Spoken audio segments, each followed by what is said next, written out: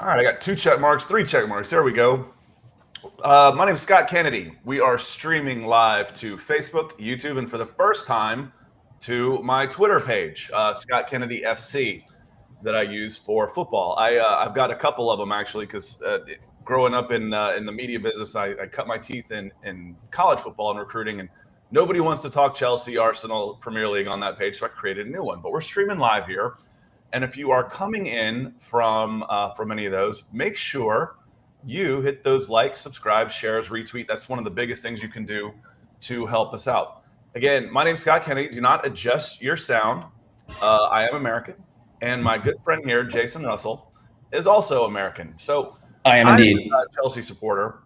Jason's an Arsenal supporter. He goes back a lot longer than I do. I go back maybe 8 or 9 years. Jason goes back for as long as I've known him, which is 20. So he's got a better feel of the history of the clubs and all that type of stuff that I do. But his knowledge about the Premier League and players across the different leagues astounds me, because I watch 5 or 6 matches a week, and he still dwarfs me on these things. But it's been some tough times for Arsenal recently. And since they got started, they kicked off the weekend on Friday against Brentford. I thought we would talk with them, and they're in the news early.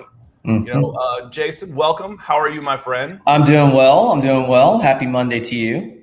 Yeah, a little tired. Got in from a soccer. We're going to call it soccer when I'm talking about my kids playing, because it's soccer here. But we got in late from a soccer tournament last night. Coming in from Greenville, South Carolina in the heat. So I'm a little tired this morning, but it's breakfast here in the States, and hopefully you can join us at your lunch break if you're somewhere else, or dinner. I know with Arsenal and Chelsea, it's a worldwide fan base. So hit the comments, let us know where you're watching from, and hit those tweets, likes, Facebook shares. It's a big help. But we'll get into the matches a little bit and preview the Darby, Chelsea and Arsenal, coming up this weekend. But Granit Xhaka is in the news this morning. Fabrizio confirms that Xhaka has signed a 4-year extension, not extension, but a new contract that's 4 years, runs to 2025, increased terms. Before I get into this too much, as an Arsenal supporter, and you're in and out and watching this club a lot, what do you think about this deal? Well, I mean, this is a frustrating one, right? And I think, to be clear, I think Xhaka is a fine footballer. I don't think he's a bad footballer. Is he the future of Arsenal? No, absolutely not. And I think in our minds, we thought he'd be moving on. So, there were talks all summer during the Euros that he was going to Roma. Clearly, he was there. He met with the club. There was an offer on the table, which we couldn't agree to. Somehow we probably overvalue him at some level. And we had been hearing that he's going to get a 5-year deal, and he's going to be 30, I believe, soon. So that basically his deal, if it's 4 years, he would be nearly 34 years old. Not what we want to hear, but unfortunately, I think this is the state of our club right now. This is what we do. He was the captain this weekend and on Friday in the loss to Brentford. He is a very polarizing figure in the club right now. From my point of view, and it's easier for me to not like him because he's a not likable player when he's not playing for your team. Now he's a little bit divisive anyway. One of my favorite quotes from him was, I'm not dirty and dumb. That's just the way I play. I'm like, well, you played dirty and dumb. Getting thrown out of games and misses what was it? The semifinal, quarterfinal, the Euro on suspension. I'm like, that's prime Xhaka. When they mentioned him, I think it was Arlo White and Graham and Lee doing the call on NBC for us here in the States, and they said 6 years. This is his 6th year at Arsenal. This is probably the worst 6 years of the last 30 at Arsenal Football Club. And, I tweeted out, I was like, no one epitomizes the decline of Arsenal Football Club like Granit Xhaka. Yeah, it's true. I won't lay our shortcomings or failures at his feet. That said, he absolutely, you're right. I mean, when you think about the last 6 years, he is at the forefront. And again, I certainly can't put it at his feet. I think he's a specific type of player, Scott. I don't think he's a bad player. Look at him for Switzerland, right? I mean, that Switzerland team is not loaded with stars, but they are always in the hunt in these big tournaments. So he's a quality player if you play him in the right spot. Unfortunately for us, he slows the ball down. When he gets the ball, he has to turn. He has to get it on his left foot. He has to just use that wand and then send it down the left wing. So for me, again, not what we wanted to see. Our hopes were that we were going to move him on and then bring in a new central midfielder. And so this is where we are again as a club. It's frustrating, man. I don't know how else to describe it. I don't think that any Arsenal fan is cheering this move. And that said, I think he is absolutely a guy who wears a shirt and will put a shift in, right? I mean, he is not a guy who's going to give you less than 100%. Unfortunately, sometimes that part of that 100% is through dumb decision making, dumb things. Yeah, through dumb things, and I think that's where if it were just this guy's working hard and whatever, but he tends to do some dumb stuff, and that gets us in this this water now. When I heard Arlo White say this, entering his 6th season with Arsenal, who immediately sprung to mind for me? Mm-hmm. He is your Willian. Mm-hmm. Granit Xhaka is your Willian. He's got his backers. He's not a bad player. Willian, and I'll draw the comparisons here. Willian's not a bad player, but if you can't compete for championships with him as a key player. Yeah. He's a good role player. He's a good squad player, but no serious club is going to have Willian as a key player that's going to compete for championships. He's not good enough. And technically, we talk about Granit Xhaka because you just added this part. Granit Xhaka has some very technically gifted abilities. Willian's one of the most technically gifted footballers in the world, but he's not necessarily. I always called him a world-class freestyler, posing as a footballer. You put him in a 3-on-3, he's going to look magnificent. You put him out on the field, you might not know he's there. And he's just, again, for me, it was like you're building around this guy. If he's a key player, a captain, a central midfielder, then you're not gonna compete for championships. He's got to be down the pecking order some. Well, I think our club has already sent the signal that we're not competing for championships, right? I mean, I think right now this club is in rebuild mode. Now this is, I hope, one of the few signings of an older player that we'll see. If you look at our signings and you look at what we're doing with the Hale End, with the young kids coming through the club, we're really trying to build through our youth. And the idea here, I think, is this guy is the captain. He is definitely respected inside the club and inside the team. I mean, there's no doubt about it. The team, I mean, if you look at any of the huddles and any things that we do, he's usually the one that's talking, right? So I will say that the players do respect him. So maybe there's a difference there with Willian. I'm not sure what Willian's profile is in that respect. But again, to be clear, he is not what I want for the future, but he is where we are right now. And the Cronkies won't spend any money. And I say spend money, right? They won't spend any of their own money. We spend money that the club makes, and that's all we spend. I saw a graphic the other day. And part of that, and part of the problem is how much waste gets on bad deals. It's true. If we could back it up to, the way that Arsenal handled Alexis, Ozil, and Ramsey, there's $200 million down the drain. There's $200 million down the drain based on, there was you could have gotten about 60 with 1 year left on his contract from City for Alexis. Even if you get 30 for Ozil, you don't pay him 60. There's into a $20 million a year contract. Ramsey, what could you have gotten for him? I mean, we're talking all of a sudden, people like to get on Chelsea for what they do, but all of their sales just paid for Lukaku. They're net neutral on that. They just got $35 million for Tammy Abraham. They sold 2 academy kids for about $50 million combined. They're pretty neutral. They got $150 million in the last year of the deal. Thank you, La Liga, for Eden Hazard. And they got a full refund on Alvaro Morata. There's $200 million. That Hazard deal was phenomenal. I mean, and again, our business is just, when you're a kid and you see your teacher out, and when you're like 2nd or 3rd grade, and you see your teacher out at dinner somewhere, and you're like, that teacher's real. And in your mind, like it's the most bizarre. Well, like soccer clubs, football clubs were like that for me growing up. It was like these clubs, I don't even think of them as a business. I think they all are run so well. And then when you really dig in, as you become an adult and you start looking at businesses, you realize like Arsenal's a really poorly run team. I mean, we are really poor. The Cronkies it is an item on the balance sheet. When they bought us, 15, 17 years ago, we were worth roughly 750 million. Now by any, account, we're worth 3 billion.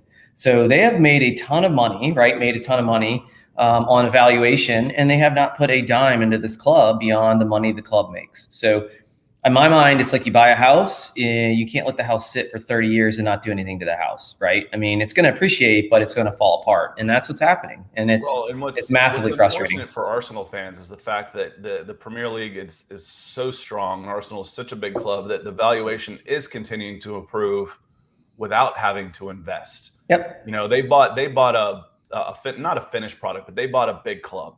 You know, but Roman Abramovich didn't buy an Arsenal. He bought it of Chelsea. And invested. You know, for all the money they say, oh, you know, oil money, this, but you know, putting money into that and blowing money on this. I'm like, I guarantee you, he's made money. You know, if you were to sell that now, he's made money. So yeah, you know, invest in the club. It's only going to you can only make more money. You mentioned the young guys. You know, and one last thing on Xhaka. You know, when I was listening to you know, when I was watching the game. One of my first thoughts was like it was interesting to see to me how the Arsenal team was going to respond when they went down 1-0 because this feels like a fragile team to me. Like there's some doubts around Mikel Arteta, some senior players out, you know, and I think Arlo or one of the guys is saying, you know, they really need some composure here on the ball. I'm like, listen, you got Granit Xhaka as a captain and a bunch of kids. Where the hell are you going to find composure and leadership on that field?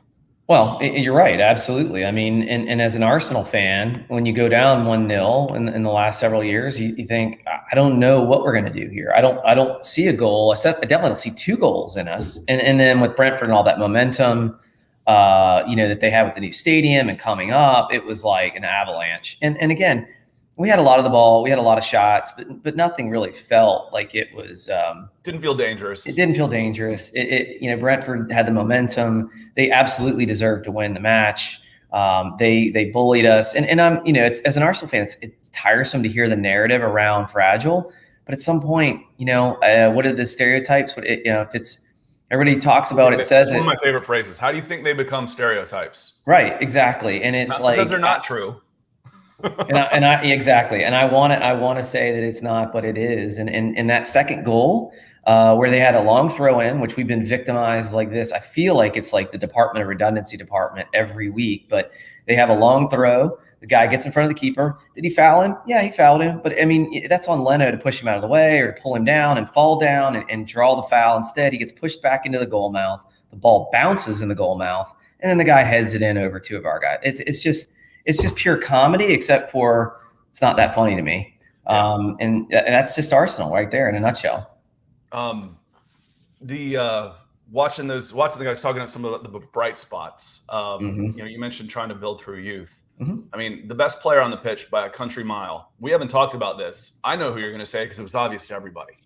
So, you know, I'm gonna let you say it, and then for Arsenal, the best player on the pitch for Arsenal, and then we'll talk about him because we're going to say the same guy. Well, I mean, you mean Saka when he came on? Is that what we're talking about? For the whole match. Oh, for the whole match? I mean, Tierney. Smith Rowe. Okay, we don't Smith Rowe. Sorry. Yeah, Smith Rowe is class. The reason I say Tierney is because he's on the ball all the time. Yeah, Smith Rowe is absolute class, and he's a guy I mentioned earlier in terms of our youth academy. He came through the youth academy, so we didn't have to buy him. We didn't have to pay for him because we wouldn't be able to afford him. All summer long, you heard Aston Villa had made several approaches for him. Their valuation was probably half of what we would value him at. Thank God we didn't sell him. But you're right. He's total class. I mean, on the ball, the guy doesn't lose the ball. The ball sticks to his foot. Unfortunately, he's playing in Mikel Arteta's offense right now, and we don't seem to have any plan on offense. But yes, he's a phenomenal player.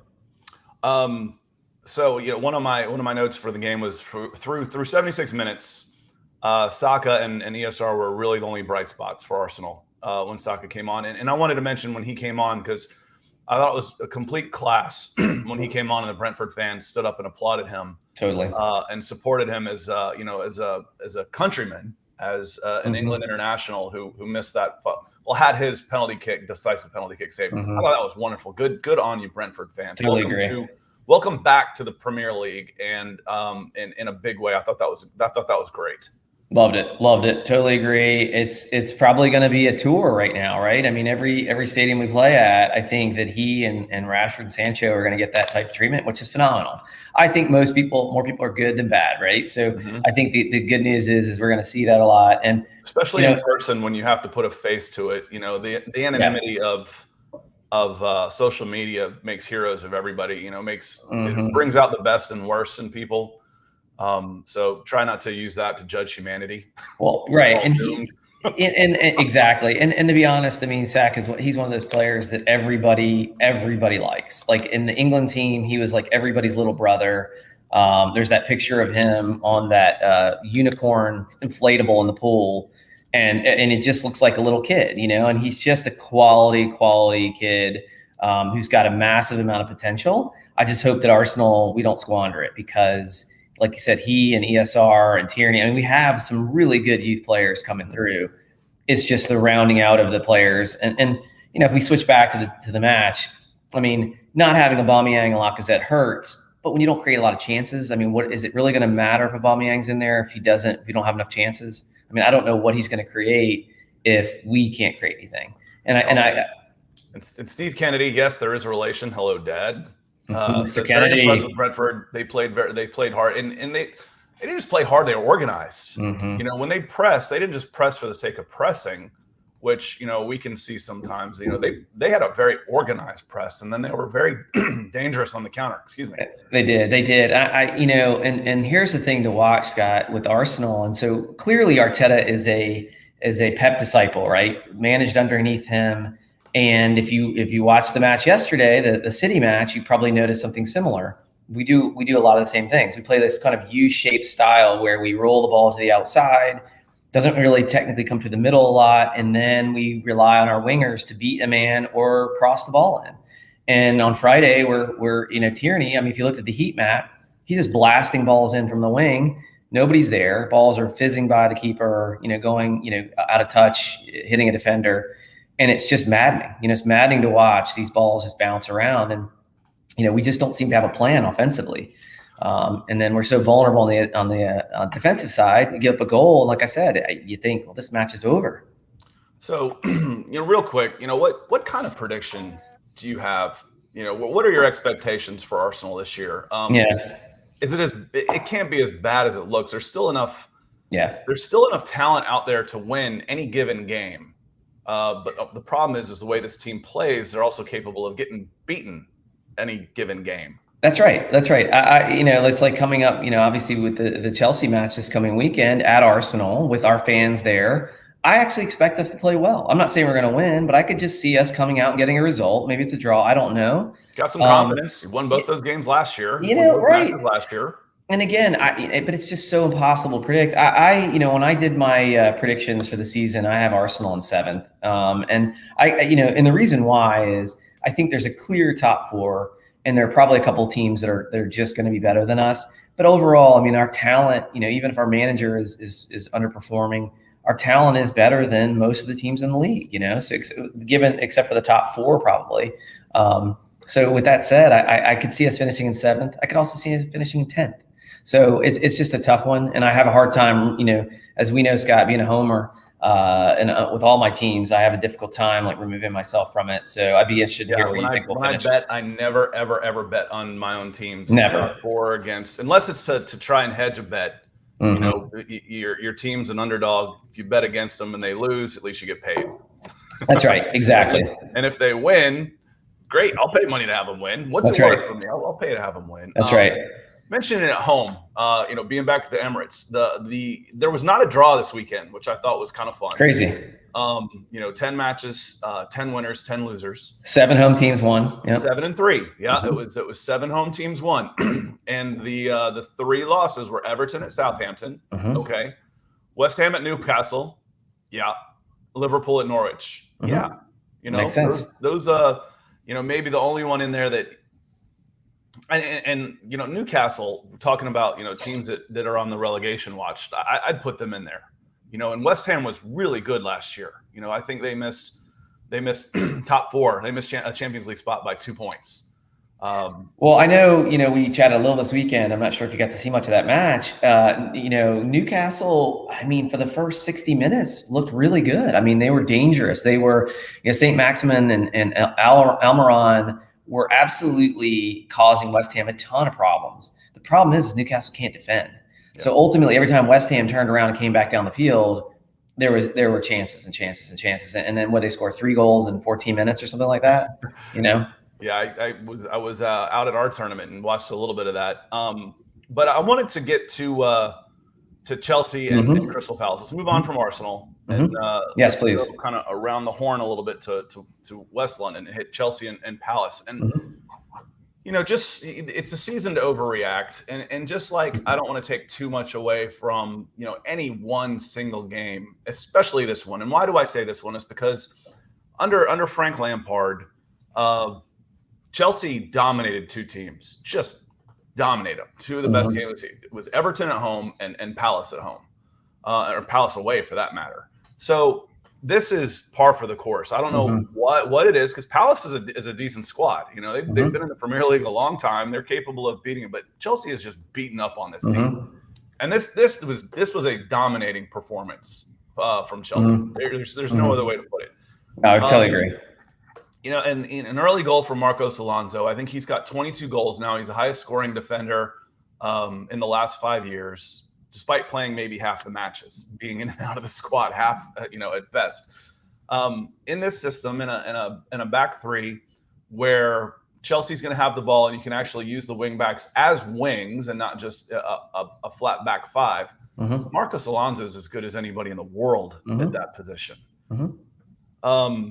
So, what I'm looking at is, 2 defenders score. Last year under Lampard, I tweeted it out during the match that at times the defender scoring, Zuma finished with 5 goals, I think, on set pieces, and Silva got in on the action, kind of papered over some of the cracks in the attack with because once the defender stopped scoring, Chelsea stopped scoring. But this is a different team now. You've got guys, the young guys are settling in, even Pulisic, who, is still a young guy, even though he's in his 3rd year with the club. Timo Werner is coming back. Kai Havertz is in his 2nd year. I think those guys should improve. Ziyech, unfortunately, he looked fantastic. He was probably Chelsea's best player during the preseason, and then gets a shoulder injury, so hopefully he'll come back okay. But now you're going to bring in Romalu Lukaku into this mix. This is a pretty good team. Yeah, there's a lot of goals in this team. There's no doubt about it. I mean, I could, even if you guys ship goals out, it isn't going to matter in most matches. And that, I watched the Palace match this weekend, and certainly I've actually got Palace pegged as going down, as being relegated. Wow. And Patrick Vieira is an Arsenal legend, but he took a job I think that is too much for him. Not enough talent, and that was a poor team. I mean, Chelsea looked great, but man, I mean, it took Crystal Palace, I don't know, 50, 60 minutes to even get a shot registered on target. That's how it's been the last few times Chelsea and Palace have played. It's just the domination there. It's crazy. So I said, I don't want to read too much into that one knowing, but this Chelsea team's coming off, a Champions League. We know it's a good team. But they finished well off the Manchester City last year. So, again, to the point of saying Arsenal, they're capable of beating anyone, but they're also capable of losing anyone. When Chelsea was in a similar situation for a different reason, they didn't score goals. They weren't they weren't putting enough in the back of the net. Yeah. Tuchel came in and fixed the defense. They're really hard to score on, which made them so dangerous in a cup competition. I think they set the record for fewest goals conceded over the course of the competition. Right. There wasn't anything fluky about it, but not scoring goals. And that leaves you susceptible to fluke 1-0 losses to teams that you shouldn't lose to. This is a different feel to it. This team should be scoring goals. Lukaku should be good for 15 minimum. Yeah. I think more for sure. I mean, I guarantee you Havertz and Werner are going to score more goals. If Lukaku is short of 20 goals, I think it's a bad season. I think it's a poor season for him, honestly. I think he's going to get so many chances, and he is so ruthless inside the box. He's so hard to handle. He's so hard to contain. And again, obviously it's frustrating as an Arsenal fan to watch this, but I will say, the amount of talent attacking for Chelsea is ridiculous. It just comes in waves and waves. It felt like that whole match. It didn't matter what side of the pitch it was coming from. it was just wave after wave. And then all of a sudden, the players that are coming off the bench, you just smack your head and say, my gosh, here comes another player that can cause damage. And Mason Mount and Kai Havertz, I think and Reece James, right. I think were the 3 subs. Yeah, it's obscene, right? And so I absolutely think Chelsea, and you mentioned earlier how Chelsea, they're pretty far off the title, but remember Tuchel came in mid-season, so I'd love to look and see but week to week it didn't get that much better, except in the Champions League. They still had some. Luckily, not luckily, they earned the Champions League win, but I'm glad they did because it felt like they backdoored their way into the 4th spot, but they kicked that door down into a Champions League spot this year by winning the whole damn competition. But again, so the young guys settling, Chelsea's model is to buy young and talented, and if they don't work out, move them on. Yep. So it's kind of like managers. Alvaro Morata came in, spent a bunch of money on him, 60 million. They got Diego Costa at 25. They sold him for 60. He wanted out. He's gone. Sold him for 60.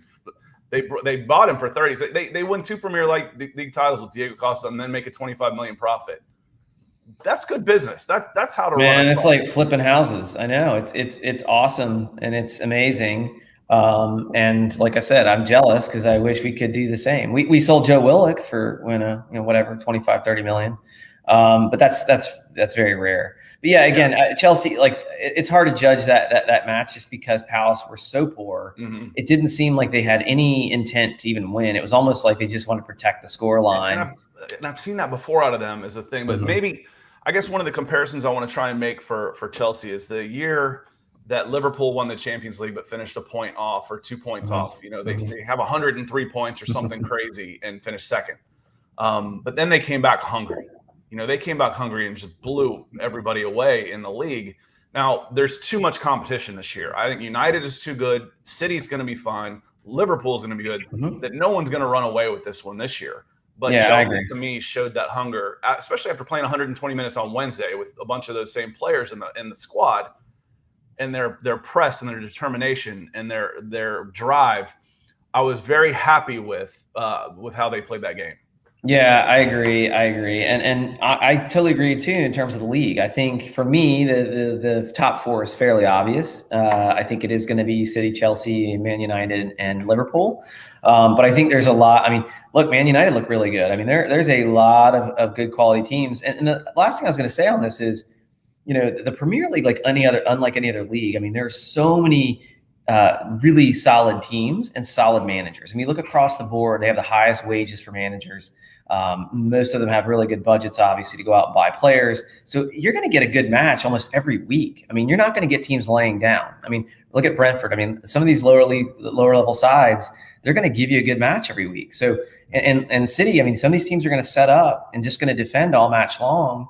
And it's hard to break them down. So let's say you're one of those top 6 or 7 teams, playing in one of the Europa League spots, playing in one of the Europe spots, and you get to play against Leeds, on short rest. The way they come after you. Oh yeah. It's tough, and it's why we say it's the best league in the world. I don't think there's any question. And for any Americans that are watching, when the SEC was the best football league, Florida State was beating Florida. Florida's winning championships. Like, that doesn't mean the ACC was better than the SEC. I mean, Florida State was better than anybody else in the SEC. So they don't necessarily always have the best team. But I always think of lining it up like a wrestling match. 1 versus 1, 2 versus 2, 3 versus 3. Let's go down 20, and let's see what the final score is. And the Premier League is going to win 13 out of those 20 matches. Right. And that's why I think, again, in years past, obviously last season really proved that your point, right, in terms of the European competitions. I mean, Man United, arguably should have won the Europa League, and Chelsea wins the Champions League. And all teams did really well. Manchester City, and 2 years before that, it was Liverpool and Spurs. Yeah. And I guess my point, though, about these tournaments is tough because, again, you're going to get a good match every week in the Premier League, right? So you've got to have a lot of depth on these teams because, the teams like City and Chelsea are going to be in all these cups. They're going to be the FA Cup, the Carabao Cup. They're going to be in Europe and in the league. So you've got to balance your squad. You've got to, Chelsea's going to have multiple matches a week for the next 4, 5, 6 months. It's a challenging thing to go through. And then you get like a team like PSG who should cruise through the French league, right? I mean, they're able to rest players. They're able to do different things. They're not going to get a good match every week. So it's a very they don't know different how to outlet. handle adversity. That's right. Yeah. Right. And they haven't played matches like this. The old Mike Tyson. Everybody's got a plan until they get punched in the mouth. Mm-hmm. I love that quote. Mm-hmm. It's a great quote. And they don't necessarily know how to play from behind or any of those type of things. So, iron sharpens iron is a phrase that I hear a lot. And, it makes sense, especially, I think Chelsea and City have two of the deepest squads, if not the two deepest squads. I feel confident that Chelsea could run a cup team out there of a completely different set of 11. Yes. I feel like they're too deep at every position. And it's what you want. You got competition at every position too, right? I mean, you've got nobody that's going to rest on their laurels and say, well, my place in the squad is a given. Even a keeper, I feel like you guys have a competition. So it's very, very different at most of the clubs. I mean, at Arsenal, I felt so good for Kepa. I mean, he doesn't seem like, there's guys that you don't typically, they're so arrogant or whatnot that you don't necessarily mind if they struggle a little bit, but he has said all the right things in public, and the world's most expensive keeper. That's not his fault. No. That was the club's fault for making a panic buy and a misevaluation. That he's never should have been that guy. He's good, but he's not the world's most expensive keeper. And the struggles that he had, and to come in and win it like that. I mean, that's as close. My son's a goalie. And saving the last penalty kick, I'm like, that's as close to a walk-off. That is a walk-off. That's amazing. So I felt great for him. Absolutely. Yeah. From my perspective, and again, not knowing him well or, watching him, that is, week in and week out, he seems like a good dude. Yeah. So, the whole thing in the League Cup where he didn't come off, I think that was as much a misunderstanding. He was going down with cramps, and that was when he was getting subbed. And he basically said, I'm fine, and that's what he was saying. It's not that I wasn't coming off because, I firmly, he was saying, I'm not hurt. I don't need to come off because I'm hurt. And if he had won, he'd be a legend for that. Wow, what don't you love that the mentality and all that stuff? But it didn't work out, and there were some struggles going on right there. But before I let you get out of here, let's take a quick look at the match this weekend. On paper, this one's easy, but they don't play the games on paper. Last year going into Boxing Day, Arsenal wasn't playing so well. Chelsea was playing pretty well. This one seemed like it was going to be pretty easy too, and it was for Arsenal because Chelsea didn't show up that day, and Arsenal ran them off the field.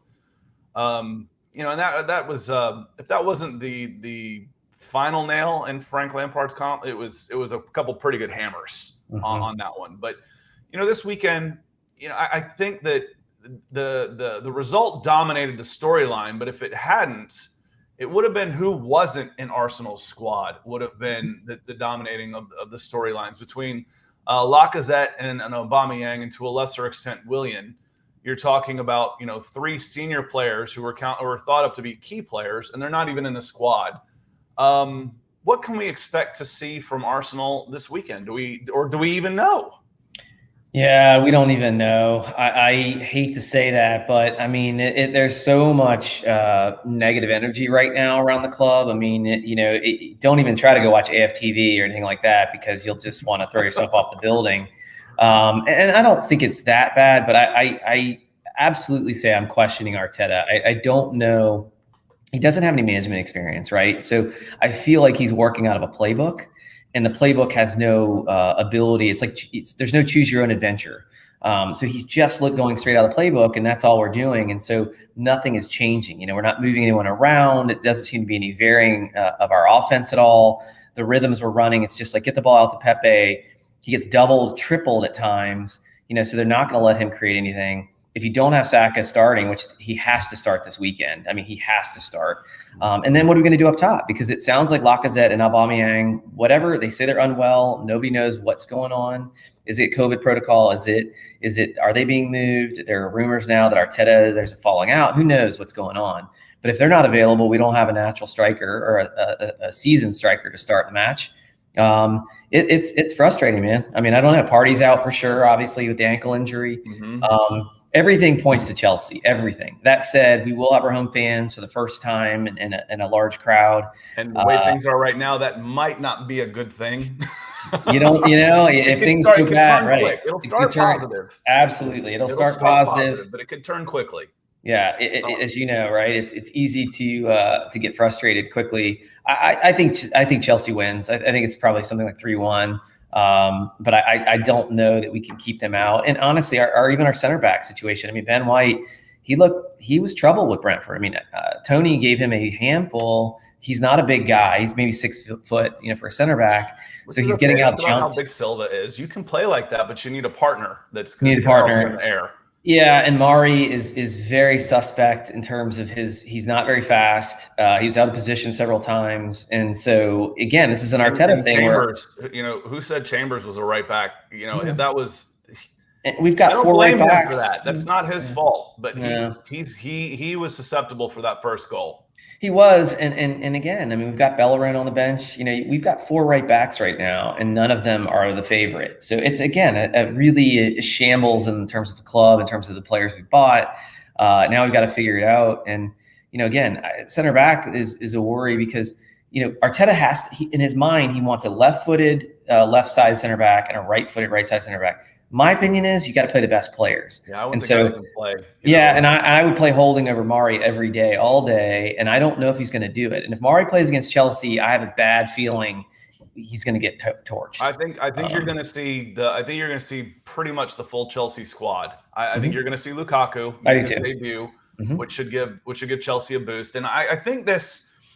Last year, the first time they met was Christmas, was Boxing Day. I think this being early favors Chelsea. Chelsea is focused on this competition right now. There aren't any distractions. It's Arsenal. It's, we don't have another eye on anything else. There's no turmoil surrounding questions around Lampard's job. There's none of that. We're excited. We're European champions. Here's Lukaku coming to making his debut. Should probably see Havertz. You may see Silva back. I don't know. You're playing. You played that well with a back 3 of center backs, and Zuma and Silva are on the bench. Didn't even play. And Chalobah steps in, and he's got back-to-back man of the match performances as an academy kid. Yeah. The one thing I do like, I was going to talk when we were talking about. I don't necessarily like watching always a back 3, but when you've got you're a front 3 like this, it's better. And when you've got 2 front 3 guys who are basically inside players, Pulisic and Werner, then it allows, then your wing backs can really truly be wings. And now you're running at least 5 at the goal, and then whoever's coming in behind them from the midfield, cleaning up. Now you got a lot of guys in attack. We watched some bad front 3s. In Conte's second year, we didn't have the midfield to do it. He ran a 5. I call it an 8-1-1. He ran 5 in the back, 3 midfield, and then Hazard with whichever striker wasn't playing very well at the time, whether it was Higuain or Morata, or I think Giroud finally came in. And then there was no width. There was no counterattack. There was nothing. It was an 8-1-1. Yep. But with this setup, the wing backs are truly playing wings, getting in the attack, and then you see the freedom for Werner and Pulisic, if they're the guys, or Mount coming in, Havertz, to then focus centrally and get cleanup goals, back post tap-ins. Pulisic's goal, and this was on a rebound. You never ever saw Hazard and Willian, when they were in the front 3, get back, get follow-up goals, because they were always staying wide and cutting in. So the Chelsea team's getting a lot more people into the box, into the scoring areas. And last year they had trouble scoring goals. I think that's been, knock on wood, I think that's been fixed this year. Yeah, I'd be shocked if Chelsea scores less than 70, 75 goals this season. It would be a poor season, in my opinion. Again, it's just going to create a lot of chances, right? I mean, the more chances you create, the more goals you're going to score, and your XG is going to be really, really high. So, and you've got players that, what I like about Chelsea's attack is all these players can beat people one-on-one, and I think that's huge, right? I mean, when you can beat somebody one-on-one, you've created a mismatch somewhere. And that's huge, right? I mean, you put a center back in a position where he's got to man mark somebody, right? He's got to take somebody on one-on-one, and it's dangerous. Like I said, I feel like Chelsea can score anytime they come down the pitch, and that's, like I said, I could see Chelsea scoring 5 or 6 this weekend, and again, but I could also see Arsenal, pulling in a big shift and grinding out a result. So in a derby like this, the old cliche, again, we say they're cliches or stereotypes for a reason, throw the records out. Chelsea's a better team. Chelsea should finish ahead of Arsenal over the course of 38 games.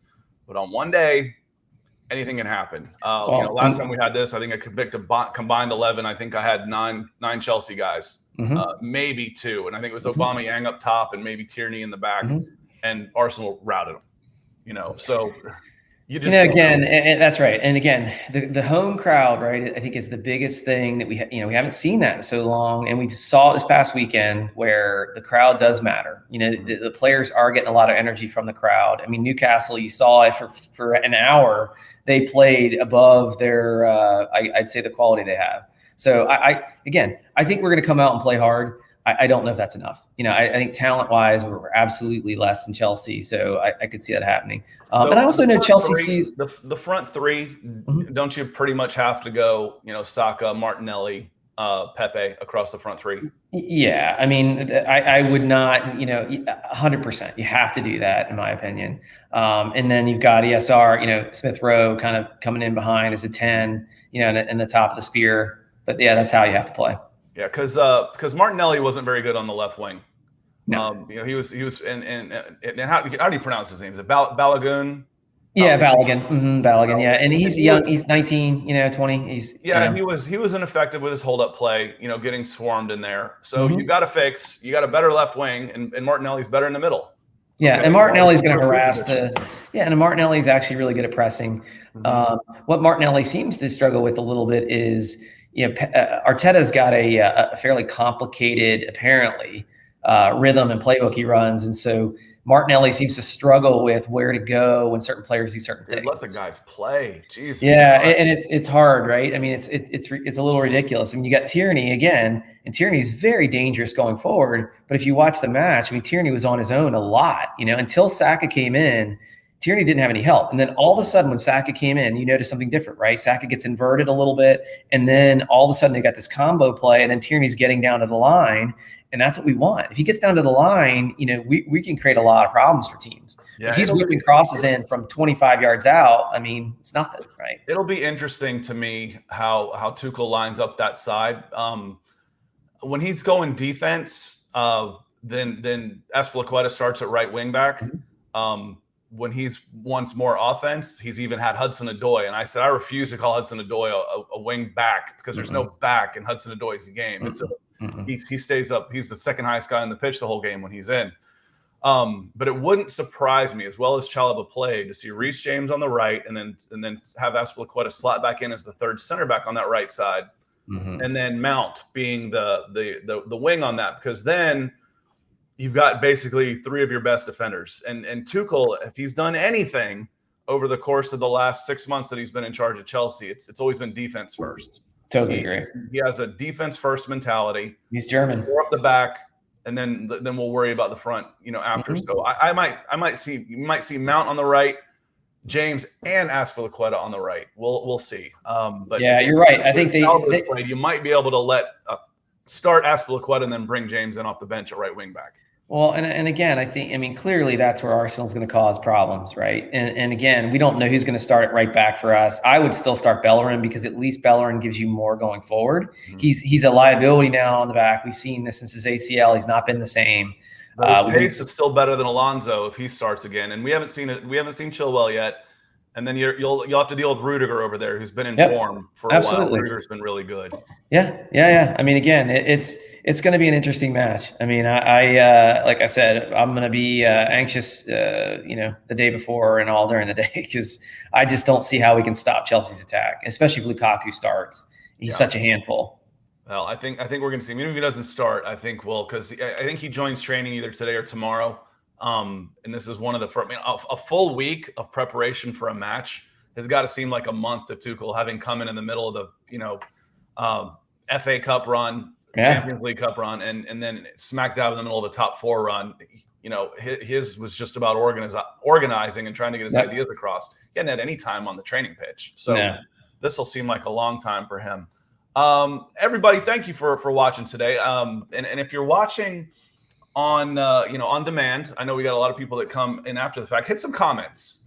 Throw some comments in there. I will certainly respond. I appreciate everybody being here, and hit that like, follow, share, and subscribe buttons. That's how you can help a lot. Jason and I are going to try and do this every Monday. I'm up for it. Every Monday, so we'll start building this up where we give a different perspective on mostly Arsenal and Chelsea, because that's where we watch constantly.